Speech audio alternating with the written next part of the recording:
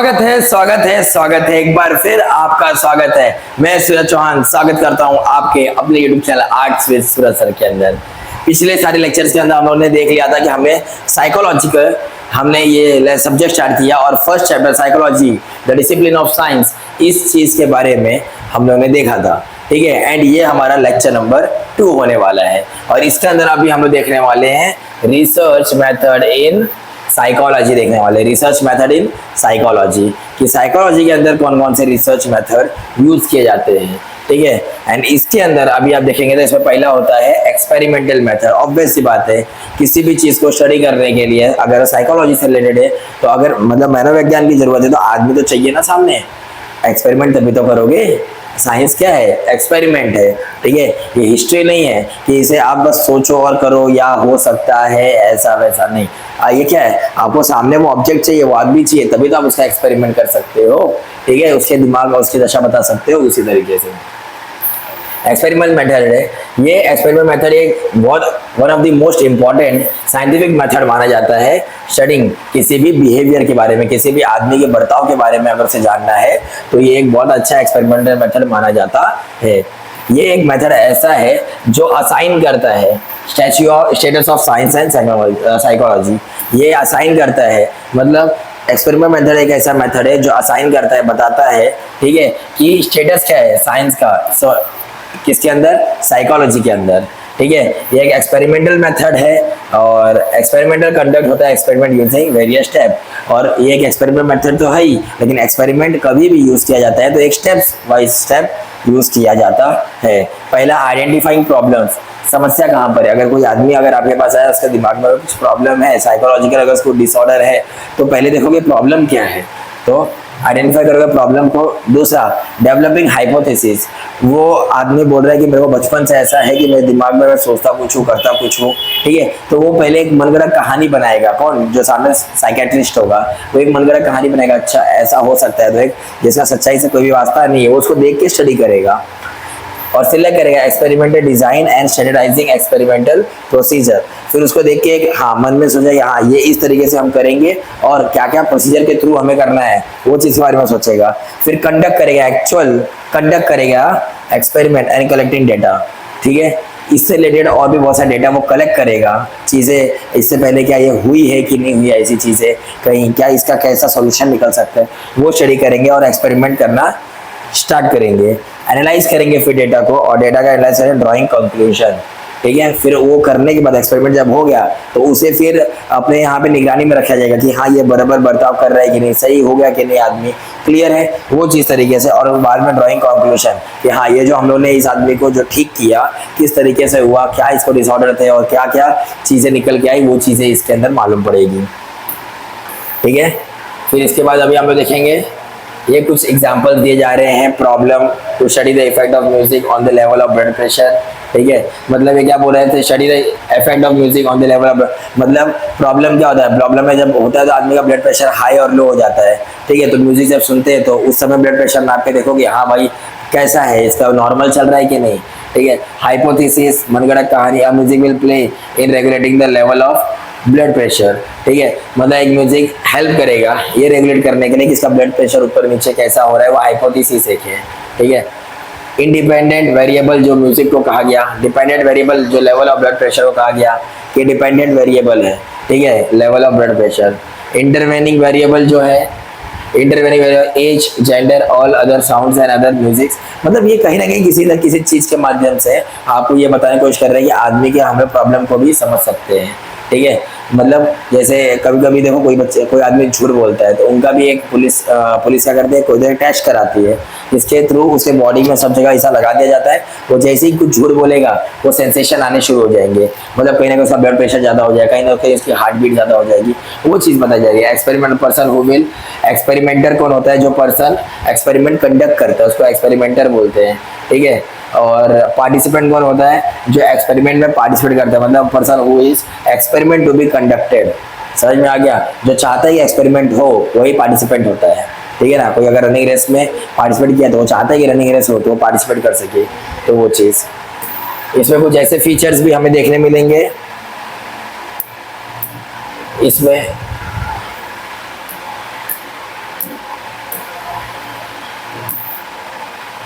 इसमें कुछ ऐसे फीचर्स भी हमें इंपॉर्टेंट फीचर देखने मिलेंगे जो एक्सपेरिमेंट मेथड को एक्सप्लेन करने में आसान, हमें समझाने में आसान होगी। ठीक है, तो एक्सपेरिमेंट मेथड में कुछ ऐसे फीचर्स है जिससे समझने में आसानी होगी। तो पहले क्या है, एक्सपेरिमेंट मेथड बहुत इंपॉर्टेंट है। इसे हम लोग कलेक्टिंग डाटा भी कर सकते हैं, डाटा भी कलेक्ट हो सकता है। एक्सपेरिमेंट आपने किया, अपना रिसर्च आपने डाला, तो आगे फ्यूचर में किसी और के लिए भी हेल्प हो सकता है। ठीक है, इससे एक्यूरेसी मिल जाती है ऑब्जर्वेशन में और कंट्रोल कंडीशन, जो भी कंडीशन है उसे कंट्रोल करने में हमें आसानी होती है और प्लस एक्यूरेसी बढ़ जाती है, क्योंकि ये पहले ही एक्सपेरिमेंट हो चुका है। जैसे अगर आपको स्पेस में अगर कुछ भेजना है तो पहले मून पे आपने कुछ भेजा है क्या, वो अगर मून पे आपने भेजा है तो क्या क्या प्रॉब्लम आई थी, तब आप आदमी को डाल के भेज सकते हो, तो एक्यूरेसी बढ़ जाती है। एक्सपेरिमेंट मेथड जो होता है वो कॉज और इफेक्ट रिलेशनशिप मालूम पड़ जाता है बहुत अच्छे तरीके से। ठीक है, मतलब अगर आपने एक्सपेरिमेंट किया तो उससे क्या परिणाम निकल के आया। जब आप कोई चीज अगर यहाँ से वहां भेज रहे हो, आदमी को यहाँ से मून पे भेज रहे हो, तो उस आदमी के अंदर क्या क्या हमें फर्क देखने मिला, यहाँ से वहां जाने में क्या फर्क देखने मिला। ठीक है, और इसका क्या परिणाम हो सकता है। देखो, जब यहाँ से वहां जाएंगे तो अपना बॉडी अपने को लाइट वेट मालूम पड़ती है, लेकिन जब वहां से यहाँ पे आएंगे तो आदमी चल नहीं पाता है जल्दी। तो वो सारी चीजें कॉज एंड इफेक्ट देखने मिलता है। एक्सपेरिमेंट मेथड जो होता है वो वेरीफाइबल होता है, मतलब finding out the experiment method are verifiable, मतलब वेरीफाइड होता है। ठीक है, अगर एक्सपेरिमेंट मेथड आपने किया है तो ये बहुत अच्छा मेथड माना जाता है क्योंकि आपने इसको वेरीफाइड किया है।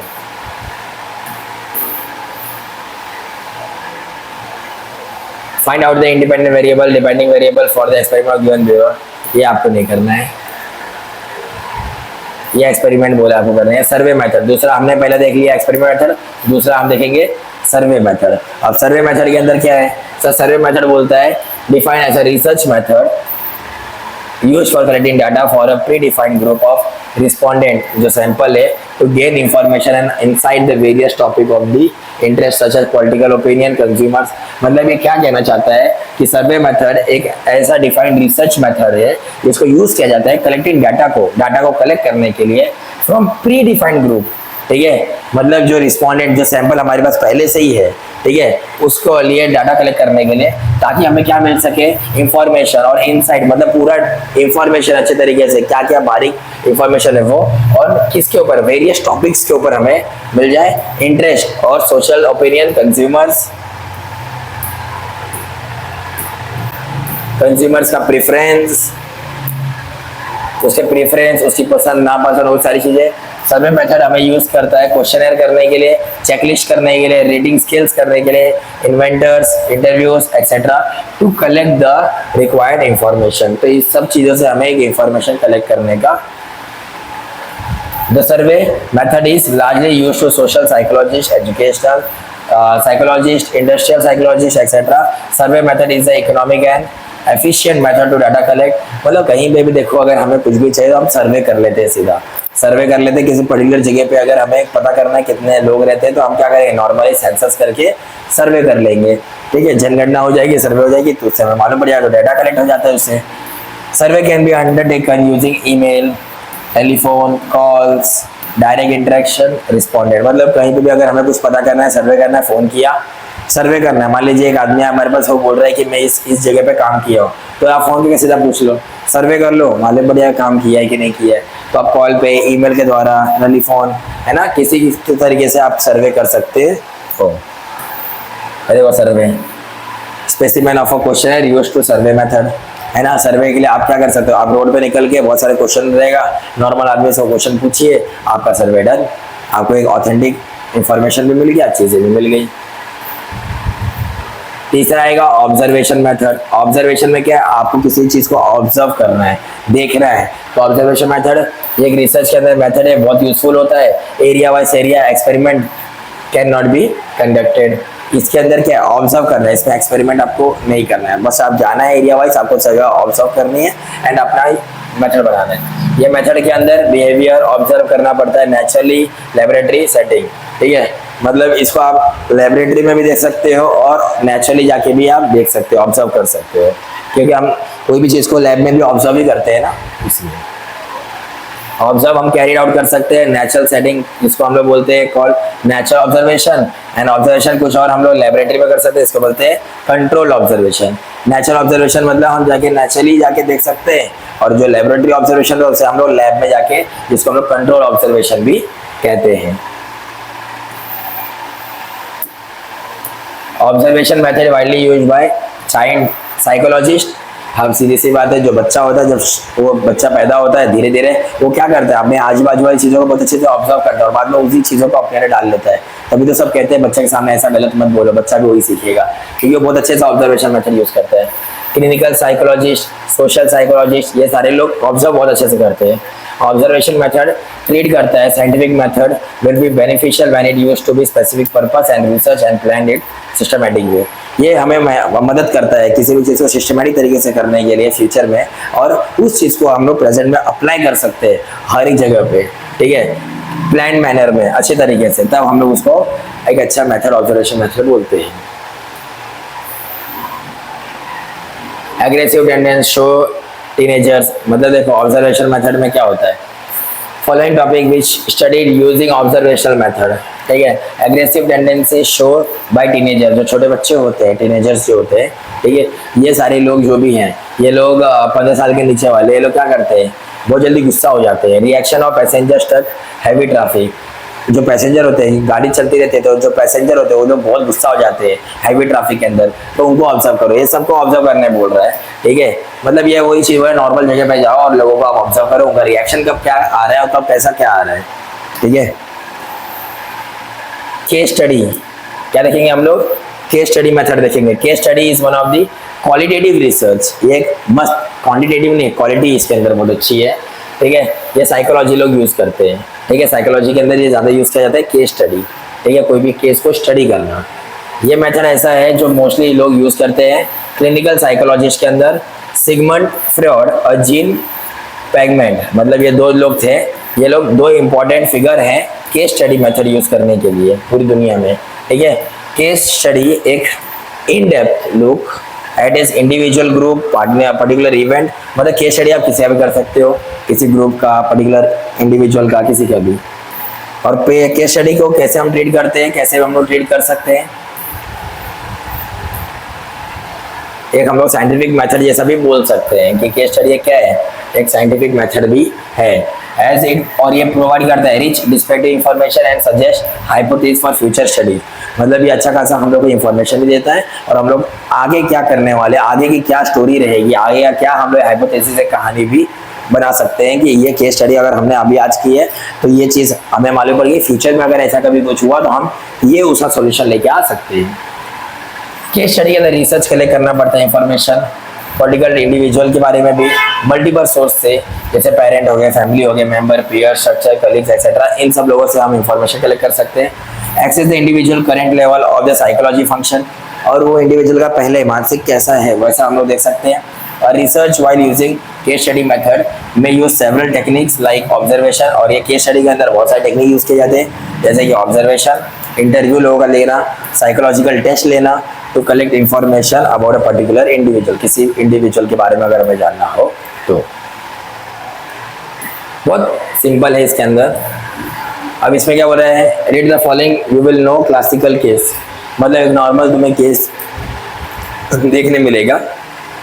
अ केस ऑफ एनाओ, एनाओ कौन है, रियल नेम है इसका बार्था पापेहेम, was suffering from a variety of और physical and psychological symptoms, ये एक साइकोलॉजी मानसिक द्वारा तरीके से ये सफर कर रही थी, ठीक है। One of them that of several weeks and unable to drink any fluid, मतलब इसका ऐसा था कि ये एक आध हफ्ते से, बहुत सारे हफ्ते से ये पानी नहीं पी रही थी, ठीक है। Anna would pick up the glass and water, but as soon as she touched the lips, she would push it away and sometimes suffering from hydrophobia. Hydrophobia क्या बोल रहा है, हाइड्रोफोबिया मतलब ऐना जो थी वो बहुत सारे हफ्तों से पानी नहीं पी रही थी और पानी के अंदर फ्लूइड नहीं पी रही थी, और जब ये अपने लिप्स तक पहुंचाती थी वो पानी का ग्लास तो उसको क्या करती, दूर झटक देती थी। इसका मतलब इसको हाइड्रोफोबिया, हाइड्रोफोबिया मतलब पानी, हाइड्रो मतलब पानी जैसा समझ लो, हाइड्रोजन होता है तो पानी में भी H2O होता है हाइड्रोजन, तो H2O मतलब हाइड्रोफोबिया इसको माना जाता है। फोबिया मतलब किसी से भी डर होना, तकलीफ होना उस चीज से, ठीक है, भय होना, तो इसको पानी से डर लगता था, इसने उसको फेंक दिया। During hypnosis anagram about English lady companion, मतलब एनाओग्राम मतलब ये हाइप्नोसिस के लिए इसने एक मेड को हायर किया अपने यहाँ पे, ठीक है, लेडी कंपेनियन थी, औरत को हायर किया, और जो इसका ख्याल अच्छे से रखती नहीं थी, ठीक है। Went on to describe every sign of disgust, और उसे वो पसंद भी नहीं थी, वो एना को वो औरत पसंद भी नहीं थी, बट उसने एक दिन देखा कि वो लेडी जो थी वो एक रूम में गई, ठीक है, और उस रूम के अंदर मतलब जिस रूम में वो रहती थी उस रूम के अंदर ऐना जाती है और देखती है वहां पे एक छोटा कुत्ता है जो एक गिलास से पानी पी रहा है। ये ग्लास से क्या कर रहा है, पानी पी रहा है। अब उस समय ऐना को भी अब ऐना को भी ऐसा लगा कि मेरे को भी पानी पीना है, मुझे भी चाहिए, और उसने उस समय लार्ज क्वांटिटी ऑफ पानी पिया, बहुत सारा पानी उसने पी लिया कुत्ते को देख के, ठीक है। उसको कोई भी डिफिकल्टी नहीं आई, कोई भी हाइपोक्सिस नहीं आया। Thereupon the disturbance inability to drink water vanish never to filter. मतलब उस कुत्ते को पानी पीता हुआ देख इसके अंदर इतनी चाह है कि इसने तुरंत गिलास उठाया और पानी पीना शुरू कर दिया, जबकि वो पहले पी रही थी तो नहीं पी रही थी। समझ में आ गया, ऐसा हुआ, और उसके बाद से उसको वो चीज वापस कभी नहीं आई, ठीक है। Fluid interpretation was that Anna had repressed the memory of incident dog has drunk out of a glass along with the emotion that is triggered and then it was had caused instability to drink। मतलब ये क्या बोल रहे हैं कि जो उसने कुत्ते को देखा यार ये कुत्ता होकर पानी पी ले रहा है और मैं इंसान होकर पानी नहीं पी पा रही हूँ, उसको ट्रिगर्ड हुआ, उसे तुरंत गिलास उठाया और पानी पीना शुरू कर दिया। समझ में आ गया, तो ये कहीं ना कहीं इसको ट्रिगर्ड किया कि तू भी पानी पी सकती है, और इसने जो इसकी एबिलिटी थी उसको बूस्ट हो गया। समझ में आ गया कि मैं पानी पी क्यों नहीं सकती, इसने पानी पी लिया। Furthermore, during hypnosis, Anna recollect all the incident along with her an expression of emotion. She had expressed cause and symptom to go away। ठीक है, और जितने भी इसकी तकलीफ थी ये सब दूर चली गई। तो ये कहीं ना कहीं एक मानसिक बीमारी है जो हमारे ऊपर जो दिमाग है वो हम पे कंट्रोल कर ले रहा है, ठीक है, और हम उस तरीके से रिएक्ट करें, लेकिन हम 2 पल में ही इस चीज़ों को हटा सकते हैं जैसा एना ने किया। The case of Anna played a remarkable role in the establishment of development psychoanalytic by Sigmund Freud। जो एना का जो ये था इस चीज़ को लेके एक साइकोलॉजिस्ट डेवलपमेंट, मतलब जो सिगमंड फ्रॉड थे उन्होंने साइको एनालिस्टिक के अंदर बहुत ज़्यादा मतलब उसको स्थापित किया।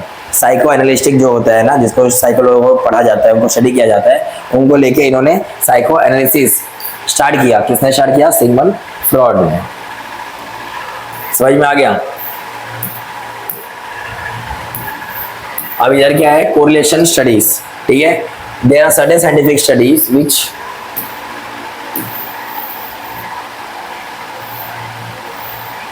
कोरिलेशन स्टडीज है ना, तो कोरिलेशन स्टडीज हम देखते हैं बाद में, क्योंकि अभी इसके अंदर भी बहुत सारे पॉजिटिव कोरिलेशन है, नेगेटिव है, जीरो कोरिलेशन है, ठीक है। तो हम लोग धीरे धीरे करके ये सब चीजों को 1.5 challenges and establishment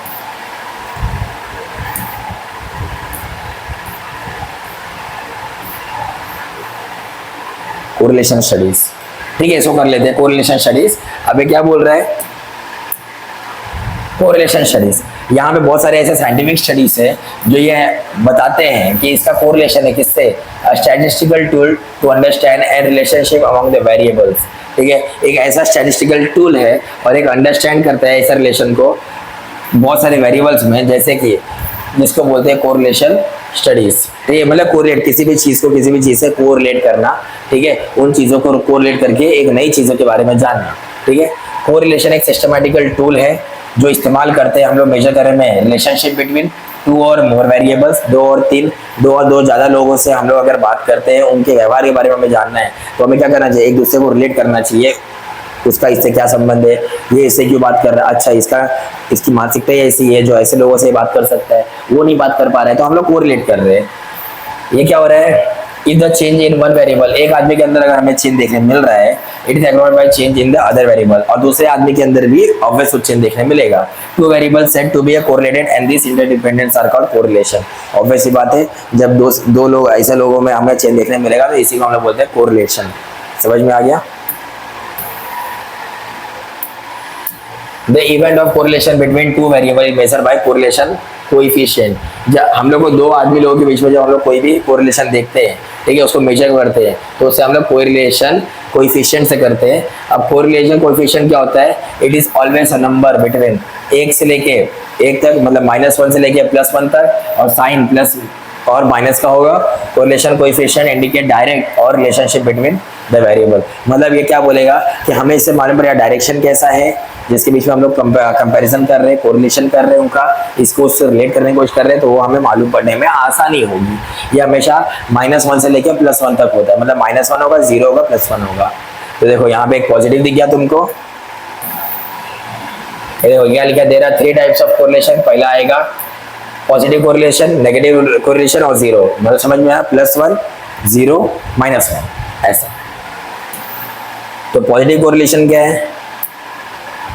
When both variables either increase or decrease at the same time, they are said to be have positive relationship between them. In case of positive relationship, the value of correlation found between 0 से लेके 1 तक, 0 और 1 होगा।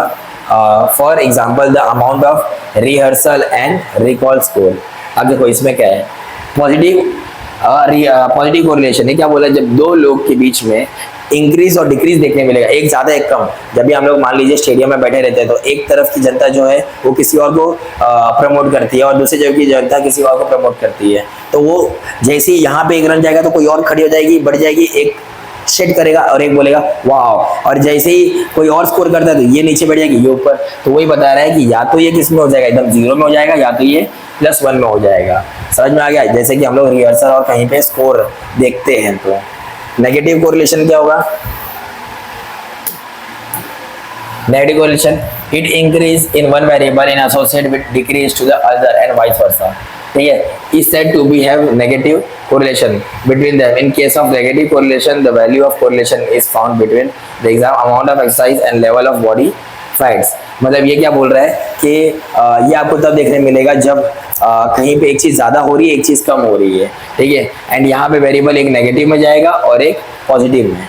समझ में आ गया? तो इस तरीके से ये बता रहे हैं। और ये बोले इसका एग्जांपल आपको देखने मिलेगा जब आप एक्सरसाइज करते हो, ठीक है, तब। और level of body fats, body में कितनी ज़्यादा बस जो चर्बी होती है वो, ठीक है, बढ़ जाती है। ठीक है, और जीरो कोरिलेशन किस में देखने मिलेगा?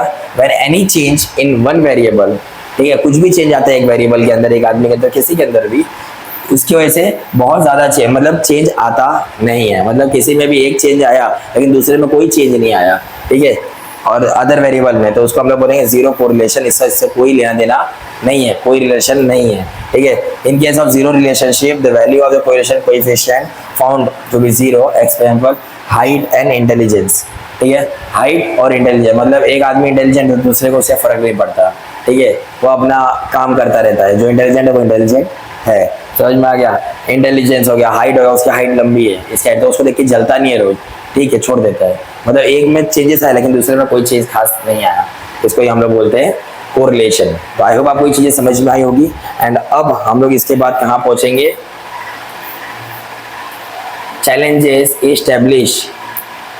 challenges establish psychology as a science।